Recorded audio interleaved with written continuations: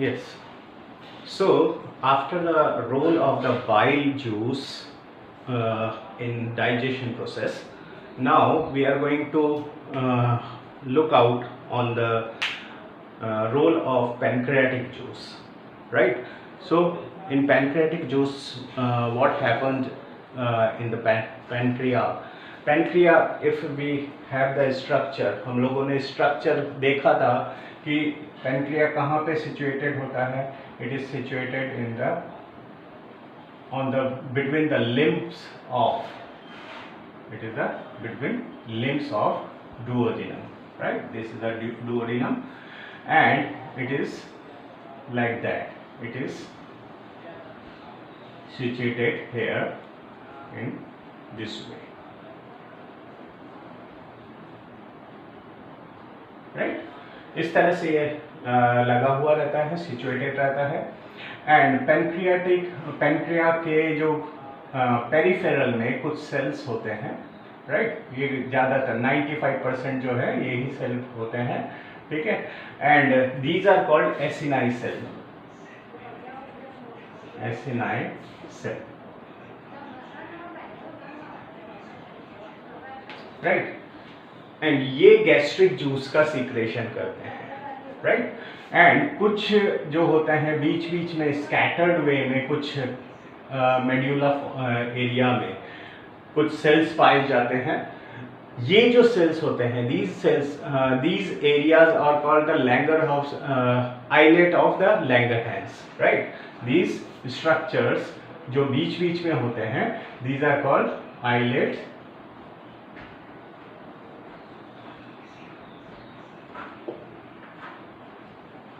of Langerhans.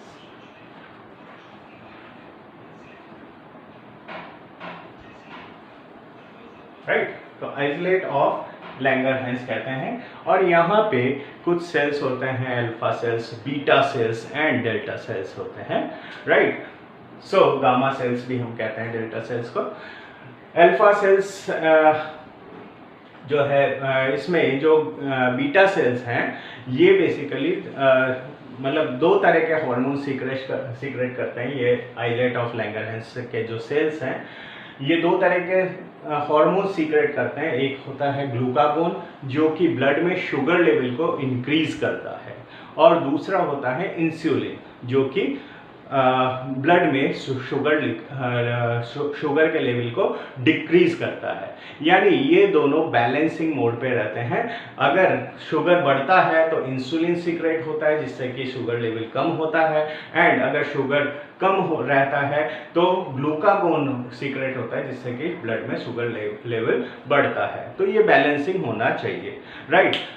Diabetes mellitus आप लोगों ने नाम सुना होगा. डायबिटीज मेलाइटस में शुगर लेवल जो है वो बढ़ जाता है. तो आप लोगों ने देखा होगा, अगर ऐसे क्रॉनिक पेशेंट्स को आप लोगों ने अगर देखा हो, तो डॉक्टर्स उनको इंसुलिन के इंजेक्शन भी लगते हैं. अगर वो ज़्यादा शुगर लेवल मेंटेन करते हैं तो उनको इंसुलिन के इंजेक्शन भी लगाए जाते हैं.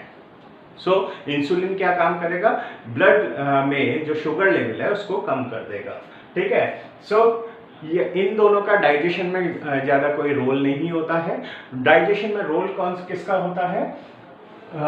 एसिनाई सेल्स का. एसिनाई सेल्स कई group of enzymes and liquids का सीक्रेशन करते हैं, जिसको गैस्ट्रिक जूस कहा जाता, पेनक्रियाटिक जूस कहा जाता है. Pancreatic juice, right?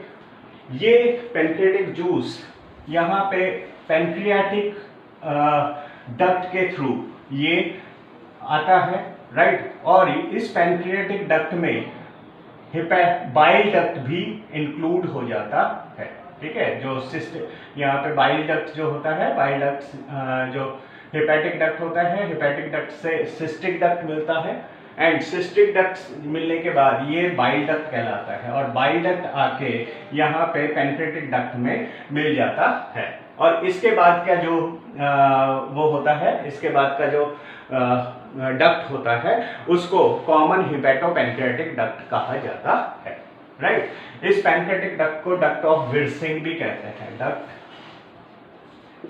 Of Wirsung, right. So pancreatic duct है, पैंक्रियाटिक डक्ट से ये सिस्टिक डक्ट आके, सॉरी सिस्टिक डक्ट नहीं, बाइल डक्ट आके और इसमें मिक्स होता है, इससे जॉइंट होता है एंड उसके बाद ये कॉमन हिपैटोपैंक्रियाटिक डक्ट बनाता है, ठीक है। ये कॉमन हिपैटोपैंक्रियाटिक डक्ट डुओडेनम के में आने से पहले एक एम्प्यूला बना लेते हैं, यानी ये ब्रॉड हो जाते हैं एंड ये एक एम्प्यूला बना लेते हैं, राइट। इस एम्प्यूला को हिपैटोपैंक्रियाटिक एम्प्यूला कहा जाता है, ठीक है। इसको हिपैटोपैंक्रियाटिक एम्प्यूला कहते हैं,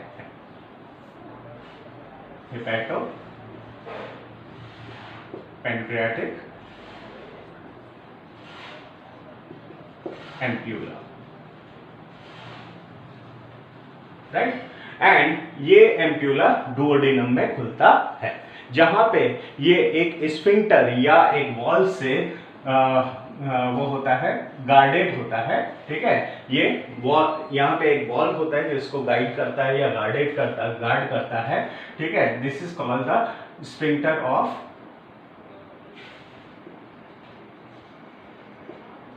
ऑडी,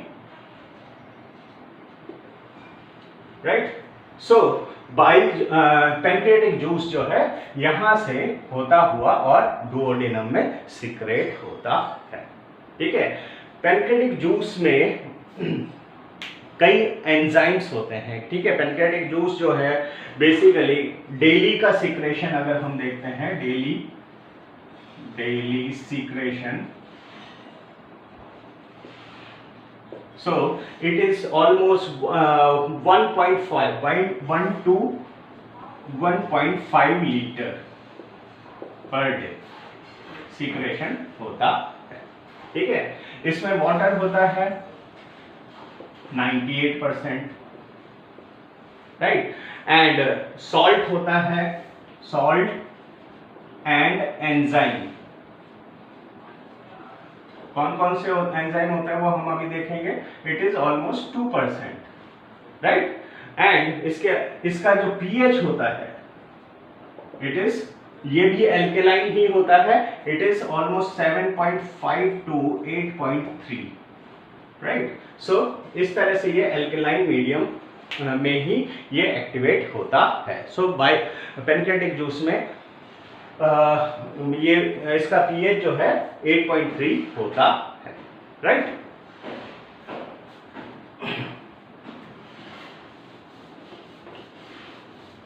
नाउ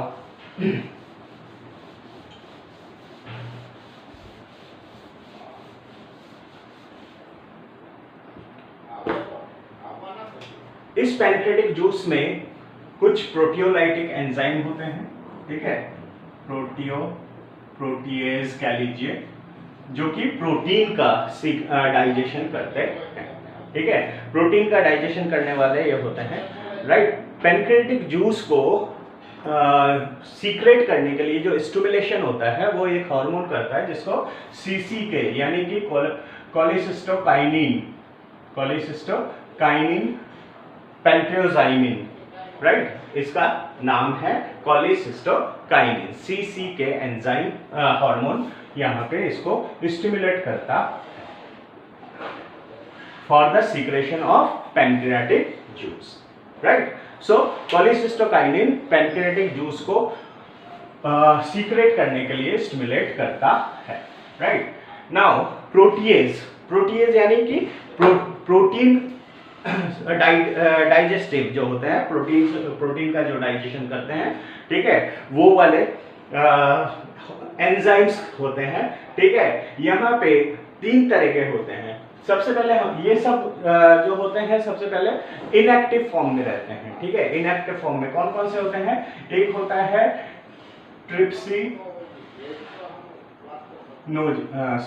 ट्रिप्सिनोजिन, ठीक है। ट्रिप्सिनोजिन जो है ये एक्टिवेट होता है by a enzyme that is called enterokinase,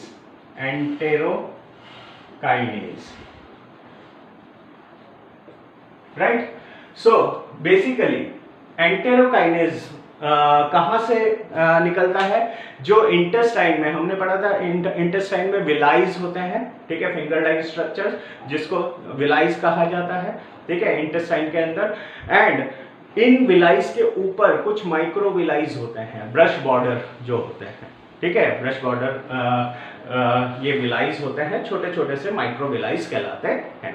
in micro विलाइज से ये एंटेरोकाइनेज जो एंजाइम है उसका सीक्रेशन होता है। एंड ये एंटेरोकाइनेज जो है इस ट्रिप्सिनोजिन को एक्टिव फॉर्म में कन्वर्ट कर देता है एंड जिसका नाम होता है ट्रिप्सिन। Trypsin, right. सो इस तरह से ट्रिप्सिनोजिन जो है एंटेरोकाइनेज के प्रेजेंस में ट्रिप्सिन में कन्वर्ट हो जाता है, ठीक है। इसके अलावा दो तरह के और होते हैं, एक तो होता है काइमोट्रिप्सिनोजिन, काइमोट्रिप्सिनोजिन एंड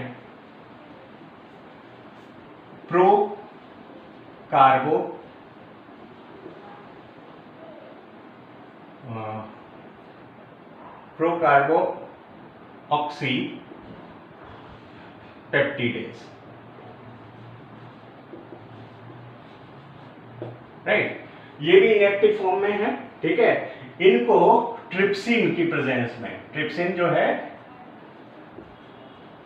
ये जो एक्टिव हुआ है ट्रिप्सिन, ठीक है, ये ट्रिप्सिन की प्रेजेंस में ये एक्टिव फॉर्म में आ जाते हैं जिसका नाम होता है रेस्पेक्टिवली काइमोट्रिप्सिन एंड कार्बोक्सीपेप्टिडेज, ठीक है। सो इस तरह से ये तीन टाइप के ट्रिप्सिन, काइमोट्रिप्सिन एंड कार्बोक्सीपेप्टिडेज ये क्या करते हैं? प्रोटीन, राइट, प्रोटीन को एंड प्रोटीन के अलावा जो इसमें डाइपेप्टाइड्स या ओलिगोपेप्टाइड्स बनते हैं जैसे कि प्रोटीएज एंड पेप्टोन, ठीक है। तो प्रोटीएज, प्रोटियोज, पेप्टोन, राइट। सो इनको ये तीन जो एंजाइम होते हैं कौन कौन से? Trypsin, chymotrypsin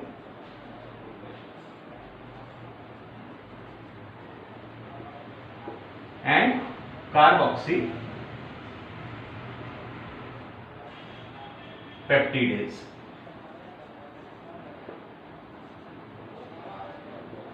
right.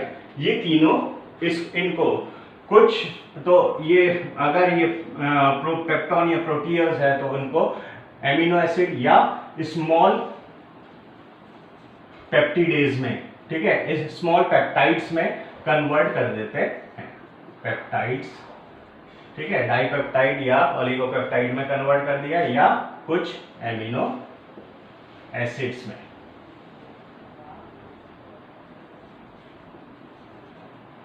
कन्वर्ट कर देते हैं, राइट। सो इस तरह से पैनक्रियाटिक जूस में ये प्रोटीन का डाइजेशन यहां तक होता है, ठीक है। अभी भी पूरा एमिनो एसिड नहीं बना है, ठीक है, वो आगे होगा, लेकिन पैनक्रियाटिक जूस में यहां तक प्रोटीन का डाइजेशन होता है, राइट। नाउ आगे बढ़ते हैं।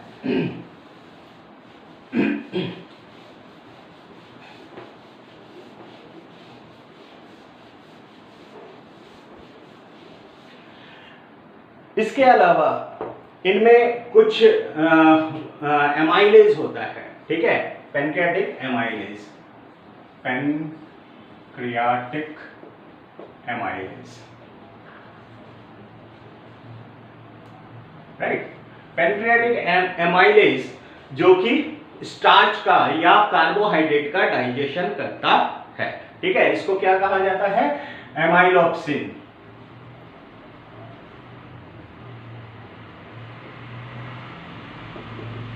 ठीक है, इसको एमाइलोप्सिन कहा जाता है, राइट। एंड ये किस तरह से काम करेगा? ये जो भी स्टार्च है, ठीक है। 30% स्टार्च का वहां पे स्लाइवा में डाइजेशन होता है, लेकिन स्टमक में, क्योंकि स्टमक में HCl रहता है तो वहां पे ये एमाइलेज एक्टिवेट नहीं रहता है। लेकिन पैनक्रियाटिक जूस में ये स्टार्च जो है वो माल्टोज में कन्वर्ट हो जाता है, ठीक है, माल्टोज में कन्वर्ट हो जाता है, यानी अब पूरा स्टार्च जो है उसका डाइजेशन हो जाता है, ये एमाइलेज, राइट। सो इस तरह से स्टार्च जो है माल्टोज में कन्वर्ट हो गया। माल्टोज, लिमिट डेक्स्ट्रिन एंड आइसोमाल्टोज, इस तरह से ये अलग अलग फॉर्म में कन्वर्ट होता है। लेकिन आप लोगों के लिए इतना ही याद करना अच्छा रहेगा कि स्टार्च जो है वो माल्टोज में कन्वर्ट हो जाता है, राइट। इसके अलावा प्रोटीन का हो गया, राइट।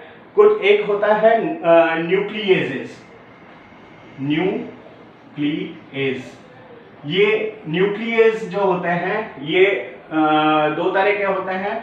अगर हम यूकैरियोट्स में मेनली जो होते हैं डीएनए होता है तो डीएनएज, ठीक है। एंड जिनके जहां आरएनए के लिए, आरएनए को डाइजेस्ट करने के लिए, यानी ये न्यूक्लिक एसिड को डाइजेस्ट करते हैं। जिस तो न्यूक्लिक एसिड हमारे अंदर किस फॉर्म में होता है, डीएनए के फॉर्म में, ठीक है, और कुछ आरएनए के फॉर्म में। तो DNAs and RNase,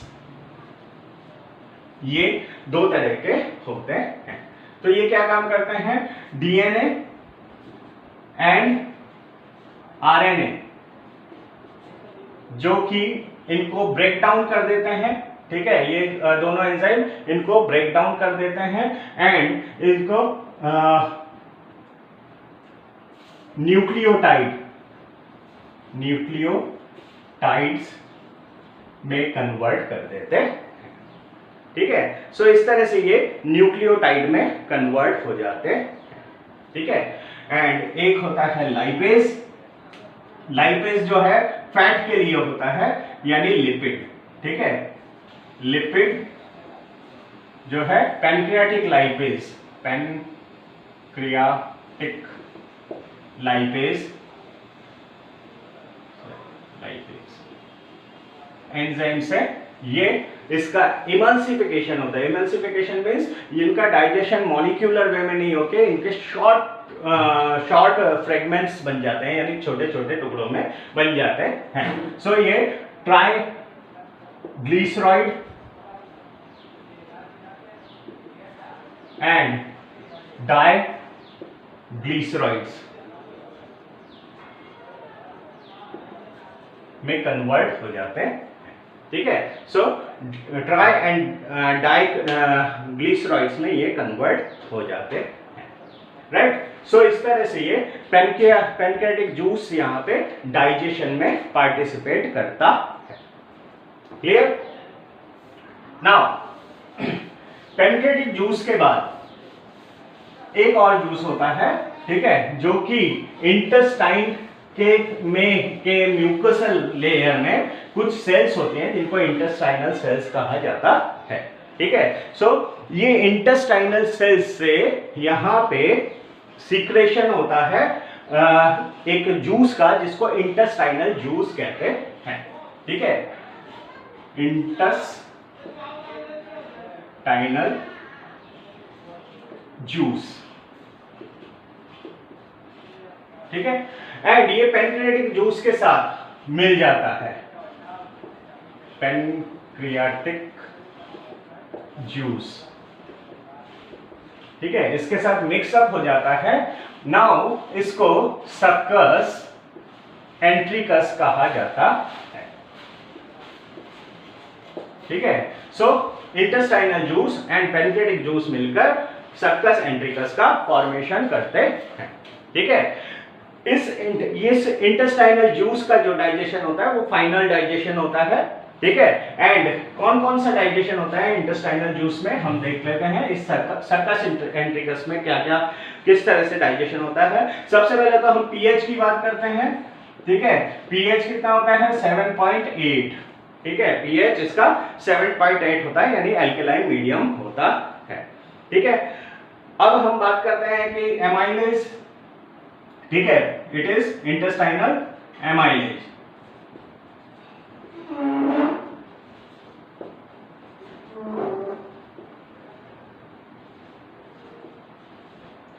right, amylase अलग अलग टाइप के जो होते हैं, जैसे माल्टोज हुआ तो माल्टोज के लिए इसमें माल्टोज का डाइजेस्टिव एंजाइम होता है माल्टेज, ठीक है। इसी तरह से लैक्टोज हुआ तो लैक्टोज का इसमें वो होता है लैक्टेज, ठीक है। एंड सुक्रोज है तो सुक्रेज नाम के एंजाइम से ये डाइजेस्ट होते हैं, ठीक है। सो माल्टोज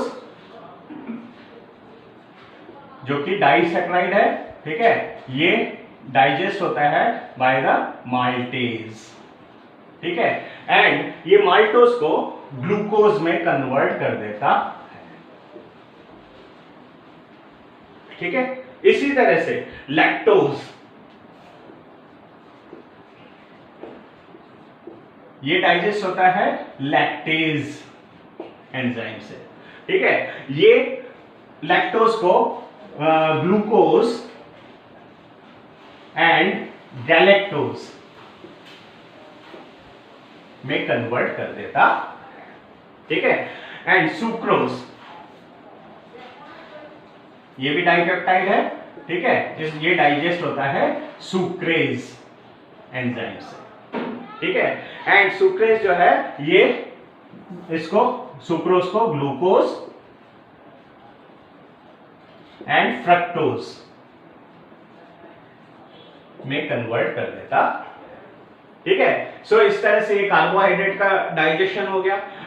प्रोटीन का डाइजेशन जो कि अब किस फॉर्म में है, स्मॉल जो पेप्टोन, प्रोटियोज,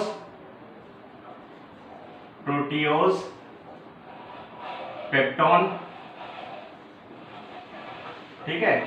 ये यहां पे इस एंजाइम में एमिनोपेप्टिडेज नाम का एंजाइम होता है, इस जूस में एमिनोपेप्टिडेज नाम का एंजाइम होता है। एंड ये इनको स्मॉल एमिनो एसिड में कन्वर्ट कर देता है, एमिनो एसिड्स,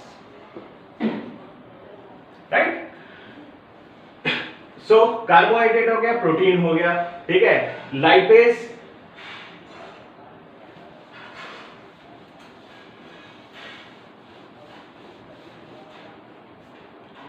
इंटेस्टाइनल लाइपेज होता है, ठीक है। वो क्या काम करेगा, जो ट्राई और डाई ग्लिसरॉइड था,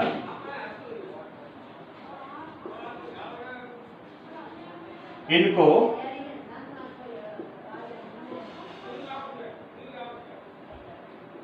ये मोनोग्लिसराइड्स, मोनोग्लिसराइड्स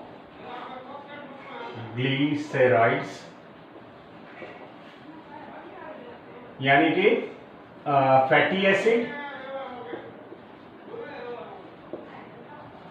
एंड ग्लिसरॉल में कन्वर्ट कर देता, राइट। सो ये भी एब्जॉर्बेबल फॉर्म होता है।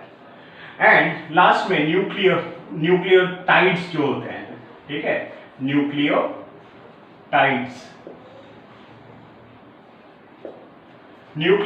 को न्यूक्लियोटाइडेज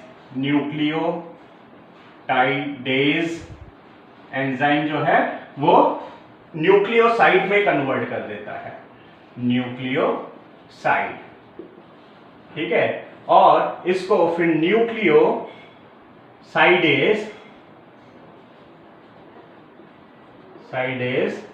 एंजाइम आगे पेंटोज शुगर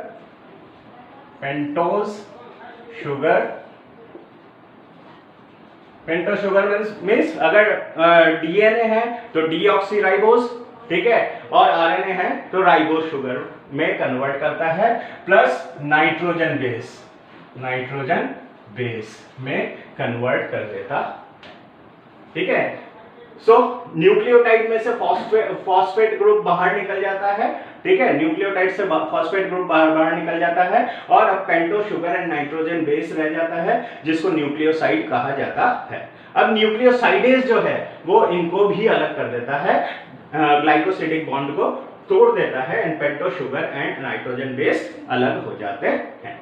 ठीक है, सो इस तरह से फाइनली हमारे पास जो प्रोडक्ट रह जाते हैं, एक तो ग्लूकोज यानी कि ये शुगर, ठीक है, glucose galactose fructose, amino acid हो जाता है, ठीक है, फैटी एसिड एंड ग्लिसरॉल हो जाते हैं and ultimately pentose sugar and nitrogen bases रह जाते हैं। ठीक है, सो इस तरह से ये डाइजेशन प्रोसेस जो है वो कंप्लीट हो जाता है। ठीक है, अब जो मटेरियल लार्ज इंटेस्टाइन में जा रहा है, स्मॉल इंटेस्टाइन से लार्ज इंटेस्टाइन में जा रहा है, वो मेनली वेस्टेज प्रोडक्ट होता है। ठीक है, वो मेनली एक्सक्रिएशन के लिए वेस्टेज प्रोडक्ट होता है, लेकिन उसमें से एक तो वाटर का एब्जॉर्प्शन होता है, यानी वहां पे जो जब लार्ज इंटेस्टाइन यानी जिसको हम कोलोन कहते हैं, कोलोन में किसी भी तरह का वो नहीं होता है, डाइजेशन नहीं होता है, लेकिन यहाँ पे एक तो वाटर का एब्जॉर्प्शन की होता है, एक्सेस वाटर जो है उसको वापस से ले लिया जाता है ब्लड में, एंड उसके अलावा इसमें कुछ बैक्टीरियाज होते हैं जो कि हमारे लिए फ्रेंडली बैक्टीरियाज होते हैं, जैसे कि एस्केरिशिया कोली। ठीक है, एंड ये जो एस्केरिशिया कोली या इस तरह के जितने भी बैक्टीरियाज होते हैं, ये इनमें से न्यूट्रिशन लेते हैं। ठीक है, न्यूट्रिशन एब्जॉर्ब करते हैं एंड मेटाबॉलिक एक्टिविटीज के थ्रू ये vitamin B1, B2 and B12 plus and vitamin K इनका फॉर्मेशन करते हैं। ठीक है, इनका सिक्रेशन करते हैं एंड इनके सिक्रेशन ये एब्जॉर्ब कर लिया जाता है बाय द ब्लड। ठीक है, बाकी का जो एब्जॉर्प्शन है, इनका जो एब्जॉर्प्शन है ये इंटेस्टाइन स्मॉल इंटेस्टाइन में ही होता है थ्रू विलाई। ठीक है, और ये डायरेक्ट ब्लड में चला जाता है और ब्लड के थ्रू टिश्यूज में चला जाता है फॉर द ऑक्सीडेशन। ठीक है, रेस्पिरेशन के लिए। लेकिन जो फैटी एसिड एंड ग्लिसरॉल है, इनका जो एब्जॉर्प्शन है ये ब्लड में डायरेक्ट नहीं होता है।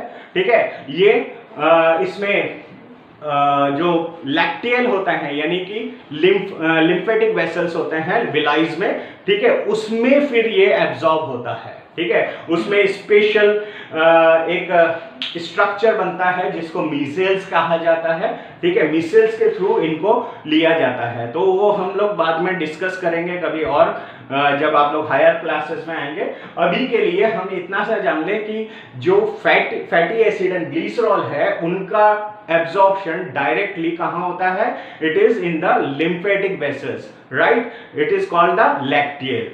ठीक है, और बाकी के जो एमिनो एसिड्स होते हैं, ग्लूकोज फ्रक्टोज होते हैं, nucleosidase pentose sugar nitrogen bases होते हैं, इनका एब्जॉर्प्शन जो है वो कहाँ होता है? डायरेक्ट ब्लड वेसल्स में होता है और वहां से ये टिश्यूज में चले जाते हैं एंड वहां पे उनका ऑक्सीडेशन होता है, राइट। सो इस ऑक्सीडेशन को रेस्पिरेशन कहते हैं। सो नेक्स्ट जो वीडियो होगा वो रेस्पिरेशन का होने वाला है, राइट। आज के लिए हम इतना ही करते हैं। Thank you very much.